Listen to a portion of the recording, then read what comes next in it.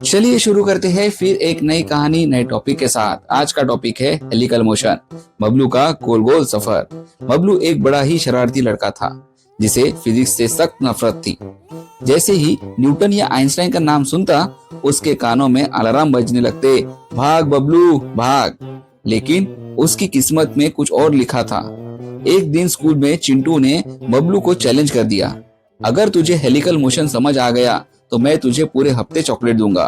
बबलू की आंखों में चमक उठी, चॉकलेट? बस हेलिकल मोशन समझाना है तो हो जाएगा। गोल गोल सफर की शुरुआत यहाँ पे हो गई। बबलू भागते भागते पहुंच गया शर्मा सर के पास। सर ने उसे देखते ही पूछा, क्या बात है बबलू, आज यहाँ कैसे? बबलू बोला, सर हेलिकल मोशन समझना है, चिंटू ने चॉकलेट की शर्त लगाई है। शर्मा सर मुस्कुराए, अच्छा तो चॉकलेट के लिए साइंस सीखनी है, तो चलो आसान भाषा में समझते हैं हेलिकल मोशन का ज्ञान। सर ने एक पेन निकाला और कहा, मान लो ये पेन किसी स्प्रिंग में फंस गया और तुमने इसे घुमा दिया। पेन स्प्रिंग में घूमते रहेगा और साथ ही आगे भी बढ़ता जाएगा। बबलू ने पेन को घुमाते हुए कहा, ओहो, मतलब वो रोटेट भी करता है और ट्रांसलेट भी। बिल्कुल, यही हेलिकल मोशन है।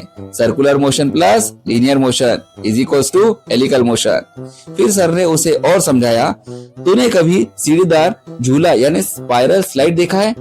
जब बच्चे उस पर फिसलते हैं तो वो गोल गोल घूमते हुए नीचे आता है, वो भी हेलिकल मोशन ही है। बबलू खुशी से उछल पड़ा, तो जब पापा मेरे साइकिल के टायर में हवा भरते हैं और पंप का हैंडल घूमता है तो यह भी हेलिकल मोशन है। बिल्कुल सही। और जब पंखा चलता है और हवा सीधी दिशा में बहती है तो हवा के कण भी हेलिकल मोशन में ही होते हैं।